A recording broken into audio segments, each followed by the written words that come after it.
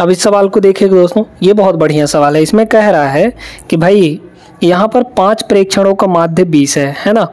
5 प्रेक्षणों का माध्य जो है 20 है। इसको बेसिक तरीके से भी बताएंगे और शॉर्टकट भी इसका बताने वाले हैं, तो देखते रहिए। देखिए, एक और प्रेक्षण जोड़ा जाता है, एक और प्रेक्षण आ गया। पहले 5 थे, है ना, उस समूह में 5 थे, फिर एक और शामिल हो गए, एक डाटा और शामिल हुआ, तो इसका हमको नहीं पता है ना। मान लीजिए कि x है, तो माध्य जो है 2 बढ़ जाता है। अब यहाँ पे डाटा हो कितने गए, 5 + 1 यानी कि 6 डाटा हो गए। इन 6 डाटा का जो टोटल माध्य बनेगा कितना होगा, 20 से 2 बढ़ जाता है, जो कि यहाँ पे 22 हो जाएगा। ठीक है, अब समझिए इसको। अगर हम लोग देखें यहाँ पर कि भाई टोटल 6 संख्याओं का टोटल कितना होगा, योग सम कितना हो जाएगा, 22 छक्के कितना होगा, 6 दूना 12, 192 नहीं 132 हो जाएगा। ठीक है, हाँ 20 छक्के 120 और 12 है ना, तो 132 हो जाएगा। तो इन सभी का 132 हो गया, 132 हो गया। इधर ये कितना हो जाएगा, तो इधर हो जाएगा 20 पंचे 100 हो जाएगा। ये बताइए दोस्तों कि 6 संख्याओं का टोटल 132 है ना। 6 संख्याओं का कितना है, टोटल 132 है, जिसमें से 5 संख्याओं का 100 है, 5 संख्याओं का 100 है। तो अगर 6 संख्याओं के टोटल में से 5 संख्याओं का टोटल घटा दें तो यहाँ पे 32 बचेगा, और यही एक संख्या होगा, एक संख्या का टोटल होगा, और एक संख्या का टोटल 32, वही संख्या होगी। ऑप्शन नंबर बी इसका सही आंसर होगा। ये तो हुआ बेसिक तरीका। अब देखिए कि आपका शॉर्टकट मेथड क्या है। यहाँ पे एक फॉर्मूला लगाइए दोस्तों। जब भी आपका कोई एक संख्या जुड़ रहा हो और उसकी वजह से माध्य घट भी सकता है और माध्य बढ़ भी सकता है, यानी औसत घट भी सकता है और बढ़ भी सकता है, तो यहाँ पर एक फॉर्मूला बताते हैं, इसको नोट कर लीजिएगा। जो नया ऐड हुआ है ना, जो न्यू ऐड हुआ है, ये होगा ओल्ड। ठीक है, ओल्ड और प्लस या माइनस कहाँ लगे हम आपको बताते हैं। ठीक है, देखिए ओल्ड प्लस या माइनस, फिर यहाँ पे हो जाएगा इंक्रीमेंट या डिक्रीमेंट, यानी कि कितना औसत बढ़ा या घटा है। ठीक ना, और मल्टीप्लाई में यहाँ पर हो जाएगा टोटल मेंबर, टोटल संख्या है ना, टोटल मेंबर, टोटल डाटा, ऐसे लिख लीजिए टोटल डाटा। ठीक ना, अब सुनिएगा कैसे लगाना है इसको। देखिए, जो नया हमारा जुड़ा है यानी कि x, इसका जो वैल्यू होगा, एक तो जुड़ा है, इसका जो वैल्यू होगा ओल्ड हमारा माध्य कितना था, 20 था, तो यहाँ पर हो गया 20। ठीक है, अब यहाँ पे इंक्रीज हो रहा है ना, माध्य बढ़ रहा है, तो जब माध्य बढ़ेगा तो हम यहाँ पे प्लस लेंगे, प्लस और इंक्रीज कितना हो रहा है, 2 का इंक्रीज हो रहा है, तो यहाँ पे हो गया 2 और इनटू टोटल डाटा। ठीक है, टोटल डाटा बताइए हो कितने गए हैं, तो टोटल पहले 5 थे, एक जोड़ दिया गया है, तो मतलब अब 6 हो गए हैं, तो यहाँ पे टोटल मेंबर आपके 6 हो गए हैं। बस यहाँ से आपका डायरेक्ट आंसर आ जाएगा, ये हो गया 20 और ये हो जाएगा आपका 6 दूना 12, तो 20 और 12 आपका 32 होगा। 32 जो कि ऑप्शन नंबर बी में है, ये आपका सही जवाब होगा। ठीक है, तो दोनों तरीके आपको सिखा दिए हैं, उम्मीद करते हैं समझ आ गया होगा। आगे बढ़िए अगले प्रश्न पे। चलिए दोस्तों, अगला सवाल देखते हैं। ये तो सिंपल फार्मूला आपसे पूछा गया है। एक समूहीकृत आंकड़े के लिए यदि xi वर्ग चिन्ह और fi संगत बारंबारता है, तो प्रत्यक्ष विधि द्वारा माध्य x को किसके द्वारा दर्शाया जाएगा। तो माध्य का फॉर्मूला हमने अभी आपको बताया था कि जो माध्य होगा x, वो किसके द्वारा दर्शाया जाएगा, वो दर्शाया जाएगा सिग्मा fx, है ना। लेकिन यहाँ पे fi और xi दिया गया है, तो fi xi हो जाएगा और डिवाइड बाय यहाँ पर हो जाएगा सिग्मा fi, है ना, सिग्मा fi ये हो जाएगा। तो देख लीजिए कौन सा फार्मूला है, ऑप्शन नंबर बी करेक्ट जवाब हो जाएगा। सिंपल फार्मूला ही पूछा गया था आपसे ग्रुप डी 2022 के पेपर में, है ना, तो 1 सेकंड का सवाल था ये, उससे ज़्यादा का नहीं था। अब इस सवाल को देखिए, ये बहुत बेहतरीन सवाल है। ठीक है, एनटीपीसी 2021 के पेपर में पूछा गया है। आपके पास प्रेक्षण दिए गए हैं, यानी आंकड़े दिए गए हैं x1 x2 up to xn तक, इनका जो माध्य x बार के बराबर है। ये बताइए इनका माध्य का फॉर्मूला बनेगा क्या। तो माध्य हमारा दिया गया है कि भाई x बार है और ये माध्य होगा क्या, सभी प्रेक्षणों का योग, है ना। तो हो जाएगा यहाँ पे x1 plus x2 plus x2 और ऐसे ही अप टू कहाँ तक, xn तक। सभी डाटा को हमने जोड़ दिया और टोटल डाटा है कितने, n तक है, क्योंकि xn तक दिया है तो n डाटा है। तो इन सभी के डिवाइड में हमारा हो क्या जाएगा, नंबर ऑफ डाटा यानी कि n। तो यहाँ पर नीचे हो गया n के बराबर। ये n आप इधर ले आइए, तो n को अगर हम इधर ले आएंगे तो बनेगा क्या हमारा, ये हो जाएगा n इंटू एक्स बार यानी कि माध्य। ठीक है, अब x1 से xn तक के सम को हम लोग अगर समेशन के फॉर्म में दिखाएं तो समेशन के फॉर्म में कैसे बनेगा, ये बनेगा एक्स आई लिख सकते हैं इसको, एक्स आई, और आई कहाँ से कहाँ तक होगा, I equal to 1 to n तक, है ना, 1 to n तक। कैसे, क्योंकि यहाँ पहले रखेंगे आई की वैल्यू 1 तो x1 हो जाएगा, फिर प्लस आई की वैल्यू 2, फिर प्लस फिर आई की वैल्यू 3 तो x3 बन जाएगा, अप टू कहाँ तक, n तक। तो मतलब ये हो गया सीधे सीधे। अब हम इसी चीज़ को उधर ले जा सकते हैं, तो हमारे पास बन क्या जाएगा, यहाँ पर ये हो जाएगा i equal to 1 to n और ये हो जाएगा एक्स आई, है ना, और इस पूरे को ले जाएंगे उधर तो माइनस हो जाएगा, यानी कि माइनस एक्स बार हो जाएगा एन एक्स बार, और इक्वल टू इधर क्या बचेगा, कुछ नहीं, मतलब 0 हो गया। तो देख लीजिए कौन सा आंसर हो रहा है, ऑप्शन नंबर ए से मैच कर रहा है, ये आपका सही जवाब हो जाएगा। उम्मीद करते हैं समझ आ गया होगा। आगे चलिए बढ़ते हैं अगले प्रश्न पे। अगला सवाल देखिएगा, ये बड़ा इंटरेस्टिंग सवाल है। इसमें बोला है कि संबंधित आवृत्तियों, आवृत्ति का मतलब फ्रीक्वेंसी, यहाँ पे आवृत्तियों 1 2 3 4 अप टू n के साथ मान n 1 2 3 4 5 ऐसे अप टू n का माध्य कितना होगा। तो यहाँ पे ये आपके डाटा दिए गए हैं, ये आपकी फ्रीक्वेंसी दी गई है ना। तो यहाँ पे लिखते हैं फ्रीक्वेंसी और यहाँ पे लिखते हैं डाटा यानी x।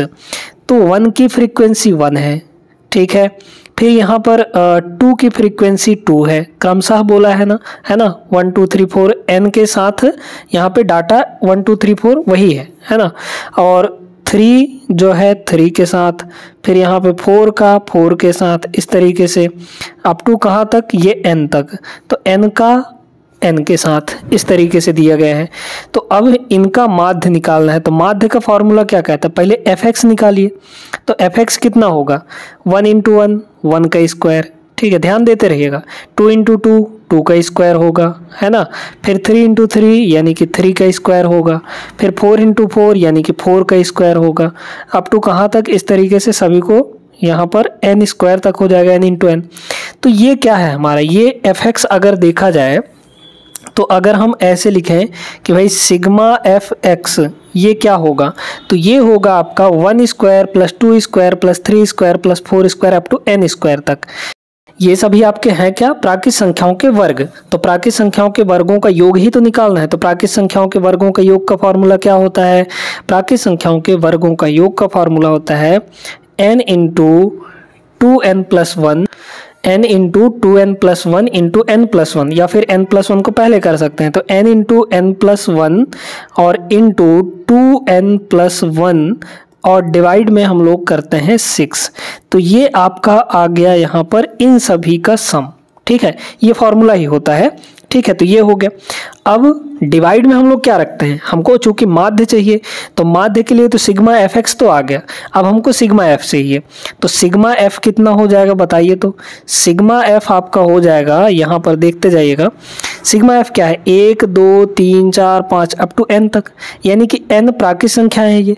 तो n प्राकृत संख्याओं का योग कितना होता है, ये होता है n इंटू n प्लस 1 और डिवाइड बाई 2, यही तो होता है। ये आपका हो गया प्राकृत संख्याओं का योग। मतलब सिग्मा एफ एक्स ये है, सिग्मा एफ आपका ये है।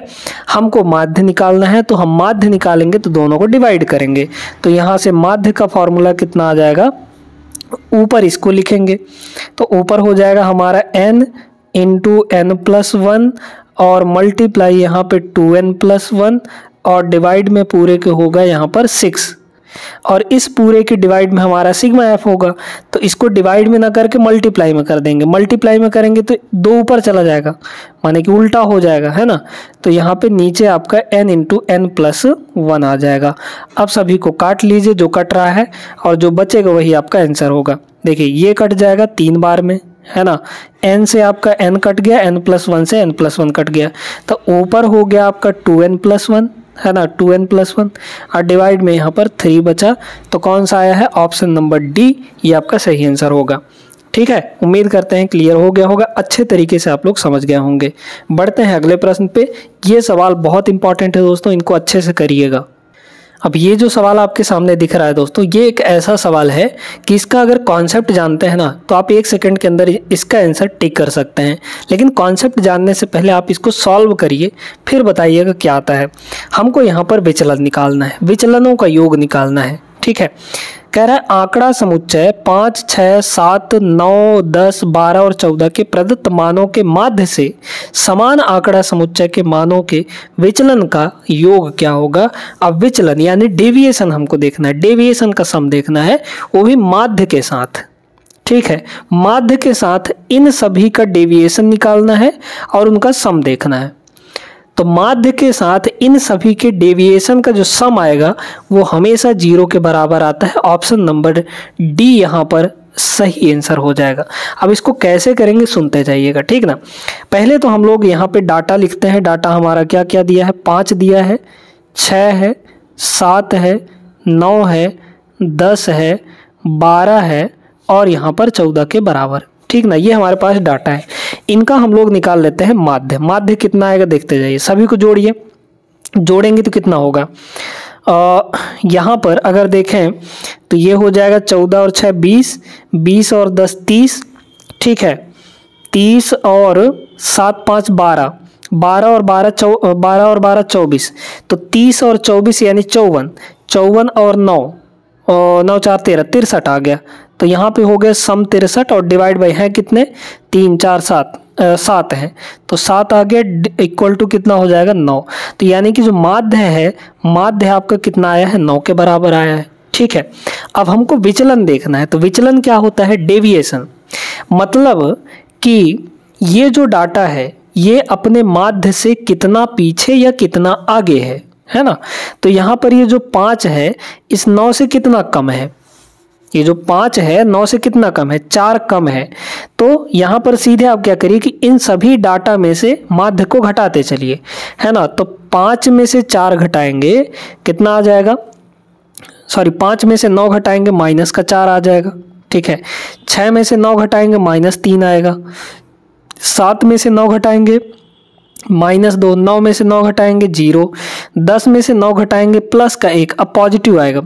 12 में से यहाँ पर 9 घटाएंगे तो आपका प्लस का 3 आएगा और इसमें से इसको घटाएंगे तो आपका प्लस का 5 आ जाएगा। अब कह रहे इन सभी डेविएशन को जोड़िए भैया, कह रहा है ना विचलनों का योग निकालना है, तो सभी को जोड़ेंगे, सभी को जोड़ेंगे तो कितना आएगा, देखिए यहाँ पर +3 और -3 तो कट गया, यहाँ -4 -2 यानी कि -6, यहाँ +1 +5 यानी कि +6, तो -6 + 6 सब मिलाकर टोटल कितना आ गया, 0 आ गया ना। तो हमेशा ध्यान रखिएगा कि विचलनों का जो योग होता है, माध्य के साथ जो विचलन है, हर एक डाटा का जो विचलन है, डेविएशन है, उनका सम जब हम करते हैं तो वो 0 के बराबर आता है। क्लियर है, ऑप्शन नंबर डी इसका आंसर होगा। ये हमेशा के लिए सभी डाटा के लिए ये आपका सेटिस्फाई करेगा। हम यहाँ पे 2-3 सवाल और देखते हैं, चलिए बढ़िए अगले सवाल पर। चलिए अब देखिए यहाँ पे माध्य नहीं निकालना है, माध्य विचलन निकालना है ना। मीन डेविएशन कितना होगा ये आपको निकालना है। तो चलिए बताते हैं। सबसे पहले दोस्तों यहाँ पर माध्य निकालिए, ठीक है, हम लोग यहाँ पे माध्य निकाल लेंगे। माध्य निकालिए, देखिए कितना हो जाएगा। माध्य अगर हम लोग निकालेंगे तो अगर देखें तो यहाँ पे 12 और 8 ये हो गया 20, ठीक है, 20 और 10 हो गया 30, 30 और यहाँ पे 30, 13 और 7 हो जाएगा 20, तो 30 और 20 हो गया आपका 50, ठीक है, 50 और 6 56, 56 और 4 हो गया 60, 60 और 12 हो गया 72, ठीक है। तो सभी का टोटल आ गया 72, डिवाइड बाई कितना है, 3 3 6 2 8, यहाँ पर 8 है, यानी कि माध्य आपका आ गया 9 के बराबर। ये माध्य है, ठीक है। अब हम लोग क्या करेंगे, डेविएशन देखेंगे, लेकिन डेविएशन आपको ऐसे नहीं देखना है, डेविएशन आपको पॉजिटिव वे में देखना है, ठीक है, कि मतलब यहाँ पर कितना अंतर कितने का है, घटाना नहीं है, आपको अंतर देखना है बस। अंतर मतलब जैसे 6 और 9 में कितने का अंतर है, 3 का अंतर है। हम 6 में 9 नहीं घटाएंगे, हम क्या देखेंगे, इनके बीच अंतर देखेंगे, डिफरेंस देखेंगे। तो डिफरेंस कितने का आएगा, 6 और 9 में 3 का डिफरेंस आएगा, ठीक है, ये डेविएशन हो गया। फिर 9 और 7 में कितने का डिफरेंस आ गया, 2 का डिफरेंस आ गया, है ना। फिर 10 और 9 में 1 का डिफरेंस, फिर 12 और 9 में 3 का डिफरेंस, है ना। फिर यहाँ पे 13 और 9 में 4 का डिफरेंस, ठीक है। 4 और 9 में 5 का डिफरेंस, भाई 5 4 9। 8 और 9 में 1 का डिफरेंस, फिर यहाँ पे 12 और 9 में 3 का डिफरेंस। ये सभी विचलन आए हैं, इनका हमको माध्य निकालना है, माध्य विचलन निकालना है। तो माध्य निकालने के लिए सभी को जोड़ते हैं और डिवाइड बाई हैं कितने, ये 8 ही होंगे, है ना। जितने डाटा उतने विचलन। देखिए जोड़िए कितना आ जाएगा। तो यहाँ पर अगर हम लोग देखें तो 3 2 5, 5 1 6, 6 3 9, 9 4 13, 13 5 18, 18 4 22 हो जाएगा आपका, ठीक है। हाँ 18 4 22 हो गया, 22 यहाँ पर, तो 22/8 आएगा, 22 यहाँ पर 8 आ जाएगा। काट दीजिए, इसको कम कर सकते हैं क्या, बिल्कुल कम कर सकते हैं। तो 11/4 हो जाएगा, है ना, 11 यहाँ पर 4 हो जाएगा। तो एक बार 11 का आधा करेंगे तो 5.5 आएगा, 55 आएगा, ठीक है। फिर एक बार आधा कर देंगे तो 2.75 आ जाएगा, ठीक है। 2.75 is the right answer. Option number A यहाँ पे सही जवाब हो जाएगा। उम्मीद करते हैं दोस्तों समझ आ गया होगा अच्छे तरीके से। और आज का क्लास बेहतरीन तरीके से हमने किया है, और ये क्लास को लाइक कर दीजिए और अपने दोस्तों को तक शेयर जरूर कर दीजिएगा, पहुंचा दीजिए सबके पास। वीडियो आपको लाइक करना है, चैनल को सब्सक्राइब करना है, और मिलते हैं हम लोग अगले क्लास में। तब तक आप लोग पढ़ाई लिखाई अच्छे ढंग से करते रहिएगा। जय हिंद।